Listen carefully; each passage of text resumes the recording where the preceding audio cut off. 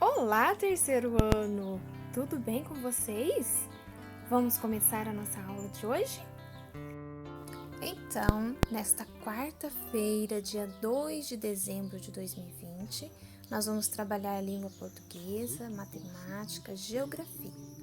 Para nossa aula de língua portuguesa, nós vamos pegar a nossa apostila na página 64 para a gente realizar a atividade 30.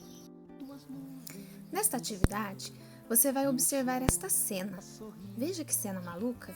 E você vai inventar uma história bem criativa a partir do que você está vendo nesta cena.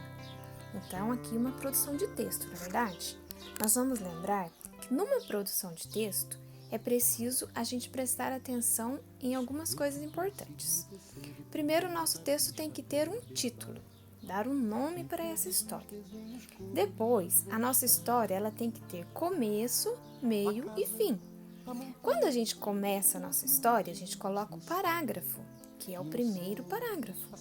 E a gente vai colocar neste primeiro parágrafo a introdução da nossa história. A gente vai falar onde a história aconteceu, quem participou da história, para a gente começar a falar o assunto. No segundo parágrafo, por exemplo, aí a gente vai fazer o desenvolvimento. A gente vai falar o que aconteceu, por que aconteceu, vai dar a nossa opinião, vai desenvolver o texto, que pode ter vários parágrafos, não só um. E o último parágrafo, a gente finaliza a história. A gente diz qual que foi o fim, o desfecho, o que aconteceu, qual a conclusão daquela situação, né? Como que finalizou aquela situação. Tudo bem? Então, façam com bastante atenção. Nós estamos finalizando praticamente o nosso ano. Capriche nesta atividade, porque a Tidiné está aqui avaliando o que vocês produzem também na casa de vocês. Então, façam com muito cuidado. Lembrem-se das partes da produção do texto. Se você quiser fazer um rascunho primeiro numa outra folha, preparar a sua história, depois você passa limpo aqui para ela ficar bem bonita, para você não ficar apagando. Porque apagar é normal, a gente escreve, muda de ideia. E outra coisa importante, quando você terminar de produzir o seu texto, você tem que fazer a leitura do que você escreveu. Quando a gente lê, a gente faz uma revisão do que está escrito. E aí a gente vai perceber se tem alguma palavra errada, se faltou alguma ideia, se o texto está claro, se a pessoa que vai ler consegue entender o que a gente está falando.